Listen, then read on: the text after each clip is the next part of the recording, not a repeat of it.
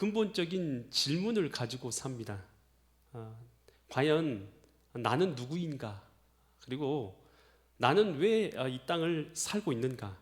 그리고 내가 죽으면 인생 끝나는가? 아니면 어떻게 되는가? 여러분, 이런 질문들이요, 우리 마음 가운데 있는 것이 바로 우리 이 사람들입니다. 여러분, 세상은요 이렇게 말해요. 돈을 많이 벌면, 혹은 또 높은 명예를 갖게 되면, 또 어떤 완벽한 외모를 갖게 되면 굉장히 행복할 것이라고, 그렇게 우리에게 유혹을 합니다. 그런데요, 아무리 높은 자리에 올라가고 아무리 많은 것을 갖고 아무리 완벽한 외모의 얼굴을 갖게 된다 하더라도요, 그것으로 인해서요 절대로 우리는 만족할 수는 없을 것입니다. 그런 높은 자리에 올라간 사람들이요 늘 똑같이 하는 것들이요 허무함을 도리어 느꼈다라고 고백하는 것들을 많이 우리는 경험하게 됩니다. 여러분, 모든 과학은요 이 원인과 결과로 이루어졌어요.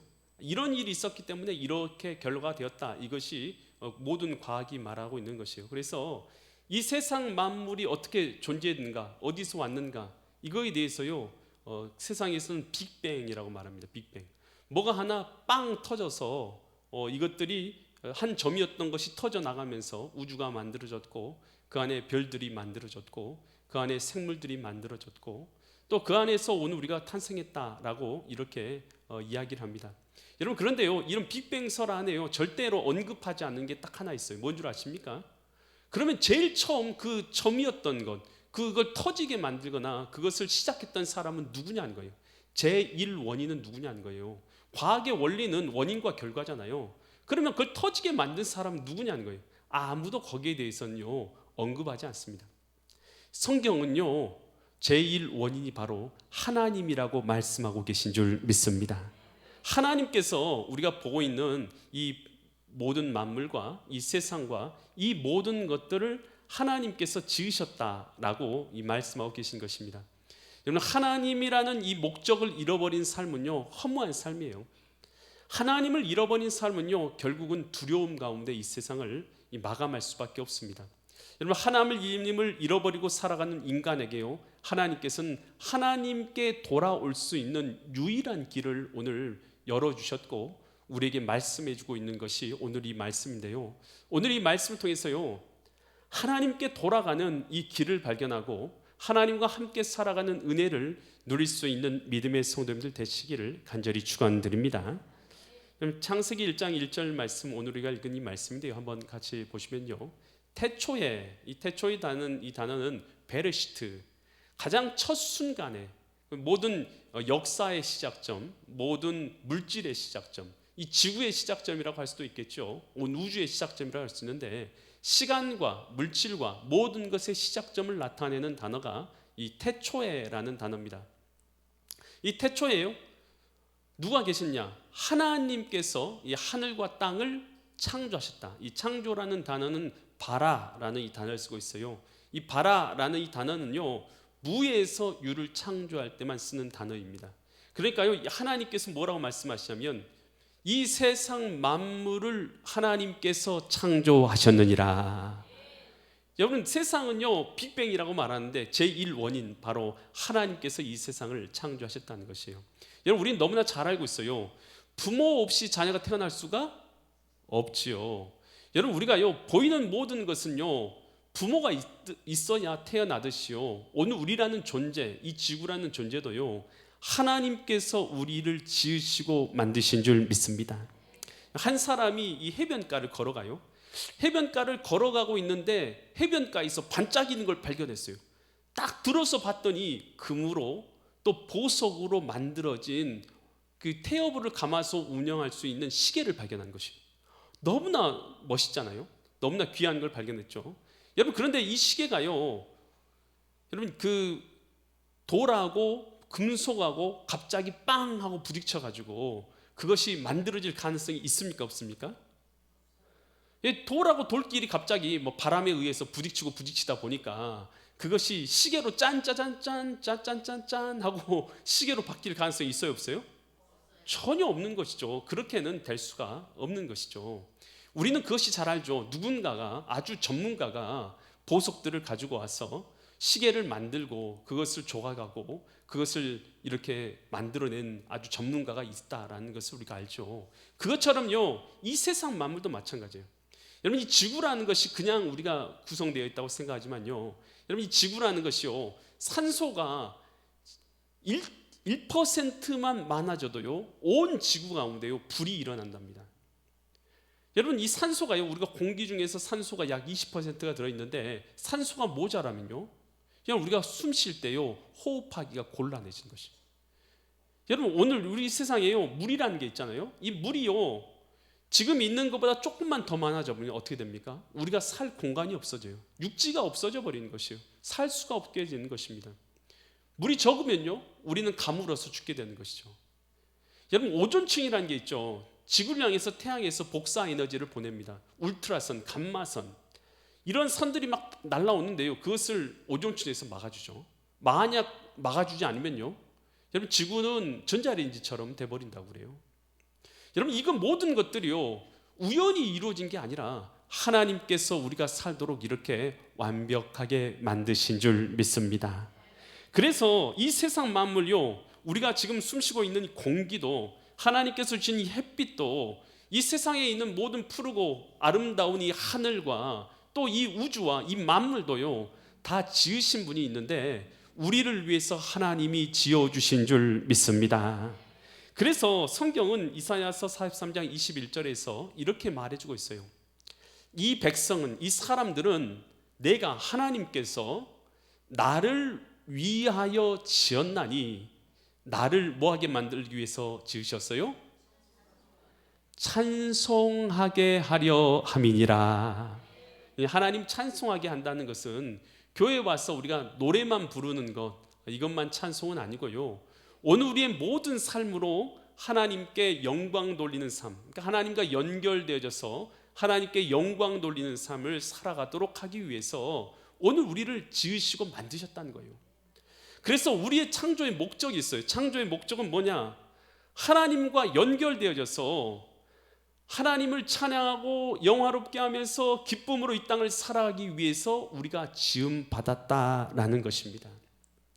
여러분, 그래서요 오늘 우리가 그렇게 살아갈 때에, 하나님을 기뻐하면서 하나님과 연결되어 살아갈 때에 하나님께서는 우리에게요 더 기쁨과 감사를 주셔요. 어떤 기쁨을 주시냐? 시편 37편 4절에서 이렇게 말해주고 있어요. 우리 한번 같이 읽겠습니다. 또 여호와를, 하나님을 기뻐해 보랍니다. 하나님이 뭘 주셔서 기쁜 게 아니라요, 우리를 지으신 하나님 자체를 기뻐해 보라는 것이에요. 하나님만 생각해도 기쁘고, 하나님이 나와 함께 하신 것만 해도 기쁘고 감사한 삶을 살아보라는 거예요. 여호와를 기뻐하라. 그리하면 그가, 하나님이 내 마음에 뭘 이루어 주셔요? 여러분, 우리 하나님 얼마나 좋으신지 아시죠? 하나님을 기뻐하면 우리의 마음의 소원도 이루어 주십니다. 여러분, 그래서요 여러분, 우리 하나님을요 기뻐하면서 살도록, 하나님과 연결되어 살도록 우리가 지음받은 존재라는 것이에요. 그래서 우리의 삶을 통해서, 오늘 우리의 예배를 통해서 하나님께서 온전히 영광 받으시기를 간절히 소망합니다. 이것이 바로 하나님께서 우리를 지으신 목적이라는 것이에요. 그런데 우리 인간은요 이렇게 하나님과 연결되어져서 하나님을 기뻐함으로 하나님과 함께해서 주님께 영광을 돌리면서 살도록 지음받은 존재들이 우리 인간인데요, 우리 인간이라는 존재가요 어떻게 합니까? 인류의 최초의 조상이었던 아담과 하와가요, 하나님께서 생명도 주시고 건강도 주시고 먹을 것도 주시고 모든 것을 풍성하게 자연을 허락하여 주셨지만, 인류에 대했던 아담과 하와가요 하나님의 명령을 거역하게 되죠. 하나님께서 에덴 동산 중앙에 선악을 알게 하는 나무를 심으시고 이것을 먹지 말라 말씀하세요. 창조주 하나님께서요 이 선악과를 지으시는 것은요 자신의 주권이신 거예요. 너희가 이 명령을 지키는 것을 통해서 너희가 내가 하나님인 것을 인정하는 것을 내가 받기를 원한다라는 기준점이신 것이죠. 근데 인간이요 그곳에서 앱뱀, 사단이라는 자들이 와서 유혹을 하죠. 어떻게 유혹합니까? 내가 이것을 따먹으면 내가 누구처럼 된다고요? 하나님처럼 된다는 것이에요. 여러분, 이 인간의 탐욕, 하나님이 되려는 인간의 탐욕이요, 하나님을 버리고 하나님의 명령도 버리고 하나님의 말씀도 버리고 하나님의 떠나서 살아게 만들어 버린 것이죠. 이것이 뭐냐면 인류 최초의 죄이고 원죄이고, 이 죄는요 오늘 우리로 하여금 하나님과 분리되게 만들어 버린 근본이 바로 이 인류 최초의 죄인 것입니다. 그래서 우리 인간은요 어떤 죄를 짓게 되냐, 하나님으로부터 분리되어져서 이제 살게 된 것이에요. 여러분, 우리가 살인, 강도, 도둑질, 온갖 탐욕과 악한 것들을 마음속에 생각하게 되는데요, 우리 마음 가운데 하나님이 계셔야 될 이 마음, 하나님과 연결돼야 될 이 마음을 잃어버렸기 때문에 그 다른 마음이 우리 마음을 다 차지하게 돼버린 것이에요. 거기서 나오는 것이 온갖 죄악이 나오게 된 것이에요. 여러분, 그래서 우리 인간이라는 존재는요 내면의 질서가 바로 세워져야 돼요. 어떻게 세워져야 되냐면 하나님과 연결되고 하나님과 함께하는 자로서 오늘 우리 내면이 바로 세워져야 되는 것이에요. 근데 그것을 잃어버린 것이요 내면 질서의 무질서가 우리 가운데 오게 되는 것이죠. 그래서 이제 탐욕과 욕심과 죄악과 다른 모든 것들이 마음의 주인이 되셔서 그것을 따라서 살아가는 것이 바로 이 죄의 근본이라는 것이에요. 그래서 예레미야서 2장 19절에서는 우리 죄의 근본에 대해서 이렇게 설명해 주고 있어요. 내 악이 뭔지 또 너를 징계하겠고, 내 반역, 하나님을 반역한 것이 너를 책망할 것인데, 악과 반역이 뭐냐는 거예요. 우리가 지은 악과 반역이 무엇인가 말해주고 있어요. 그런즉 내 하나님 여호와를 뭐한 것이요? 천지와 만물을 창조하신 하나님을 내 마음 가운데서 버려버린 것, 이것, 그리고 내 속에 나를, 하나님을 경외함, 두려움과 존경과 그런 마음으로 하나님을 경배하는 마음을 잃어버린 것이 곧 뭐라고요? 악이다. 그것이 바로 너의 고통이다. 우리의 악과 고통은 뭐냐면요, 우리 마음이요 하나님과 연결되어져서 하나님을 찬양하며 하나님을 기뻐하며 살아야 되는데, 하나님과 연결됨이 끊어져 버렸어요. 하나님을 반역함으로, 탐욕으로, 욕심으로, 죄악으로 오늘 우리가 하나님과 끊어져 버린 것이에요. 이것이 바로 뭐냐면 죄의 근본인 것이죠. 그래서 하나님과 끊어져 버린 인간은요, 여러분 그 마음은요 늘 공허함밖에 없어요. 왜냐하면 진짜 계셔야 될, 하나님과 연결돼야 될 본질적인 의미를 잃어버린 채, 목적을 잃어버린 채 늘 살아가니요, 결국은 그 안에 끝은 뭐밖에 없냐면 허무함과 두려움밖에는 남는 것이 없어요. 여러분, 우리가 잘 알고 있는 해밍웨이 아시죠? 해밍웨이는 노벨 문학상을 받은 사람 아닙니까? 유명한 사람이죠. 여러분, 그는요 어린 시절에는 교회를 잘 다녔어요. 부모님이 아주 독실한 크리스찬이셨어요. 근데 부모님을 따라서 교회 가서 교회에서 찬양도 부르고 예배도 드리고 교회에서 섬기기도 하고 그렇게 살아갔습니다. 근데 나이가 들면서 19살, 20살 되면서 부모님을 떠나게 돼요. 떠나서 이제 살아가게 됩니다. 그러면서 그 마음 가운데, 자기 마음 가운데 어떤 마음이 있었냐면, 하나님 없이도 나는 얼마든지 행복하고 하나님 없이도 나는 얼마든지 성공할 수 있다라는 마음이 그 마음 가운데 있었던 것이에요. 하나님이 재능을 주셨죠. 문학적 재능을 그에게 주셨는데 하나님이 주신 것지도 모르면서 그는 그 문학적 재능을 잘 사용하기 시작합니다. 그래서 결국 그는요 우리가 잘 알고 있듯이 노인과 바다, 그 작품으로 노벨 문학상을 받게 되고, 누구를 위해서 종을 리나 뭐 이런 유명한 이런 책들이 얼마나 베스트셀러가 되었습니까? 그러면서 많은 사람들에게요 인정받는 자리에 올라가게 되죠. 그래서 명예와 부와 권세를요 한꺼번에 다 얻게 되었어요. 더 이상 부러울 것이 없는 자리에, 노벨 문학상이 그런 자리 아니겠어요? 최고의 자리에 올라선 것이죠. 누구나 그를 존경하고 누구나 그를 따르는 자가 되었어요. 그런데 그의 마음과 심령은 어떤 상태였냐? 그는요 이렇게 자기의 마음을 표현하고 있어요. 나는 마치 전지가 떨어지고 코드가 없어서 전원에서 흘러나온 전기처럼 외롭다.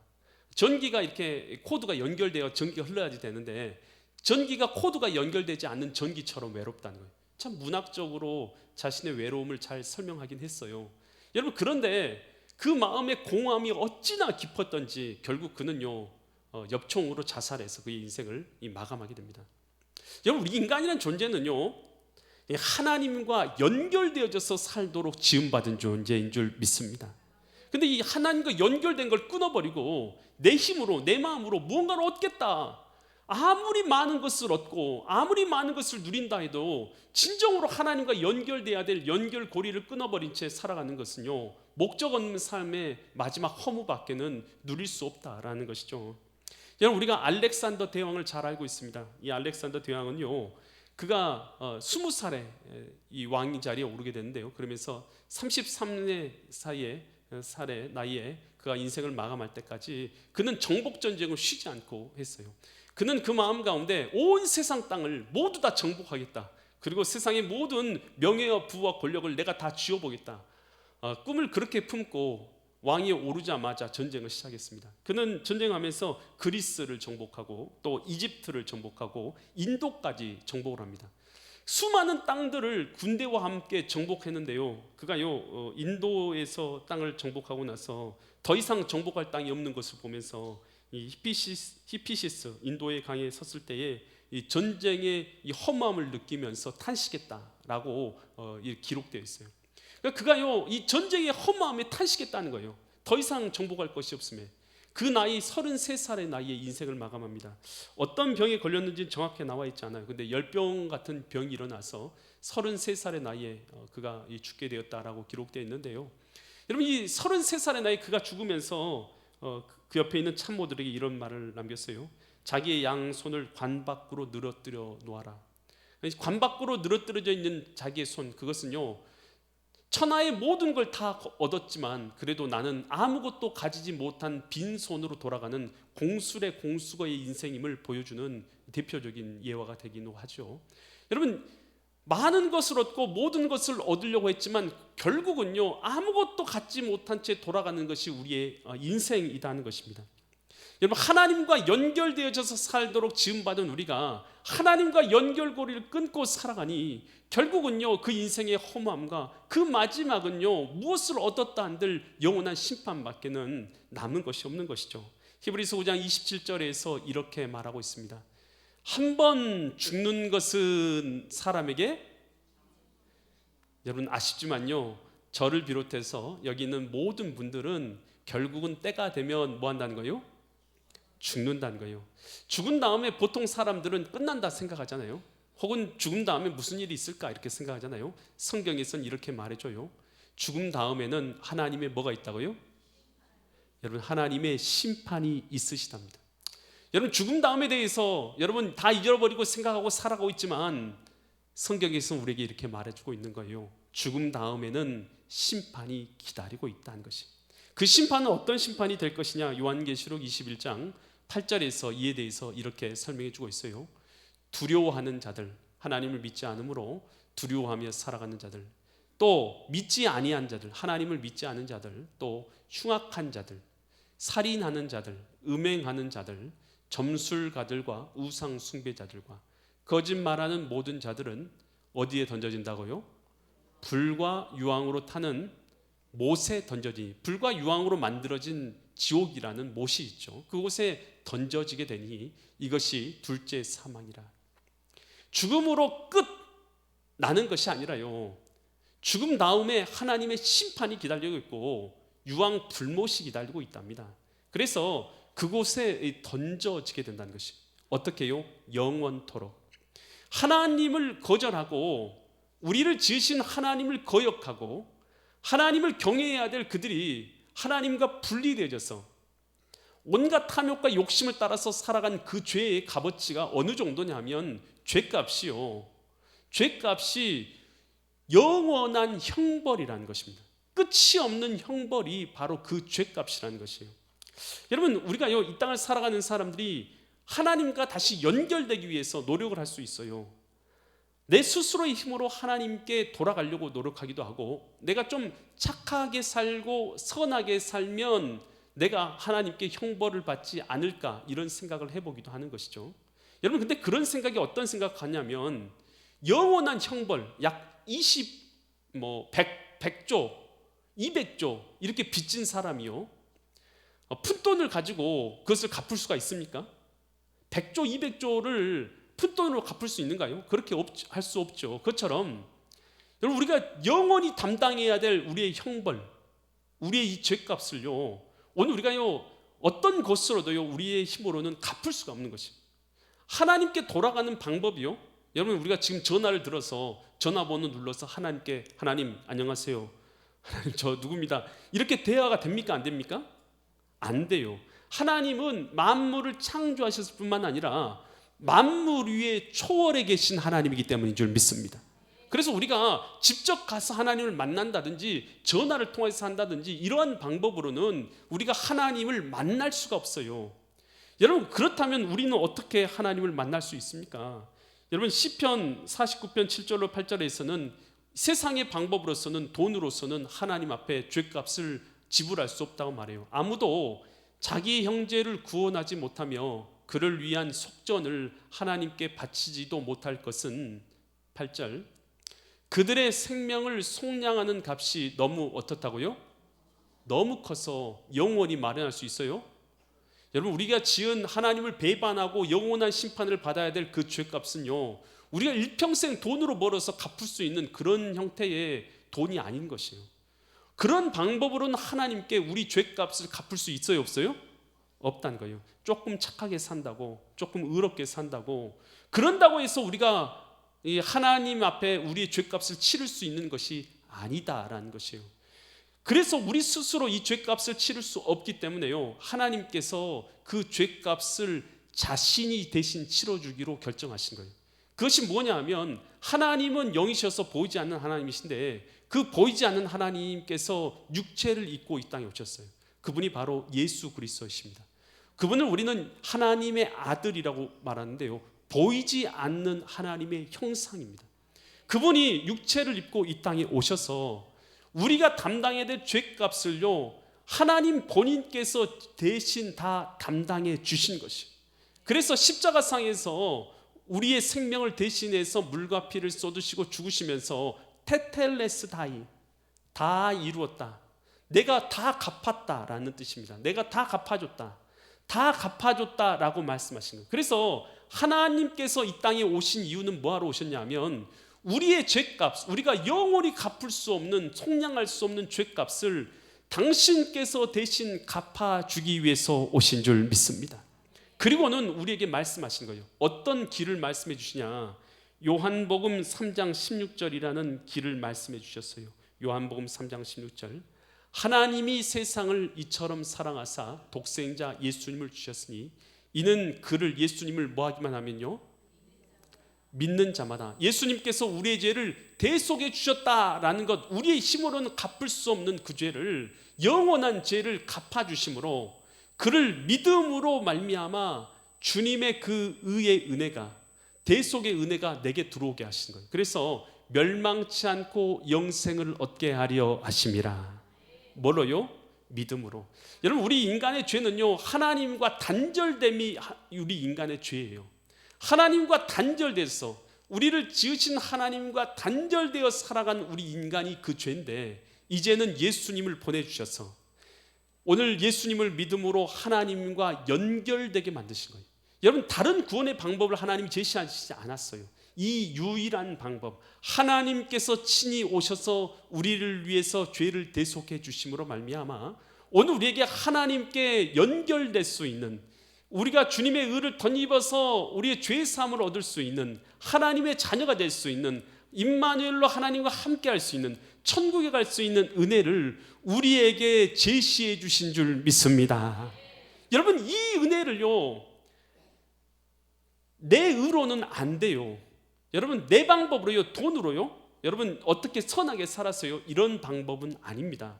하나님과 연결되는 방법은 오직 예수 그리스도를 믿음으로 가능한 것입니다. 여러분, 우리 하나님께서는요, 우리에게요, 하나님을 믿게 하기 위해서 두 가지를 우리에게 요청하셔요. 첫 번째는요, 내가 하나님 없이 살았고 하나님 없이 성공할 수 있고 하나님 없이 행복할 수 있고 하나님 없이 성공할 수 있다 여겼던 나의 과거의 삶을요, 회개하는 것입니다. 하나님이 인정하지 않고, 내 아버지 하나님을 인정하지 않고 살았던 삶을 회개하는 것입니다. 두 번째는요, 예수 그리스도를 통해서 내 죄의 사함을 받는 것을 내가 믿는 것입니다. 그리고 이제는 하나님과 연결되어 살아가는 삶을 살아가는 것입니다. 이것이 하나님께서 우리에게 열어주신 구원의 길인 줄 믿습니다. 여러분, 이 방법에 다른 방법은 없어요. 여전히 우리는요, 하나님 없이 인생을 살아가는 사람들이 많이 있습니다. 여러분, 인생의 끝은 끝이라고 생각하는 사람도 있고, 인생의 끝 다음에 무엇이 있을까 생각하는 사람도 있어요. 여러분, 성경은 우리에게 분명히 말합니다. 심판이 있고 하나님을 아는 자들만이 그 영원한 형벌에서 벗어날 수 있다고 말합니다. 제가 이 시간요, 여러분들을요, 주님께 초청하려고 해요. 여러분, 제가 기도할 때에 여러분 따라서 기도하시면 돼요. 그때요, 어떻게 기도하시면 진실 어린 마음으로 기도하시면 됩니다.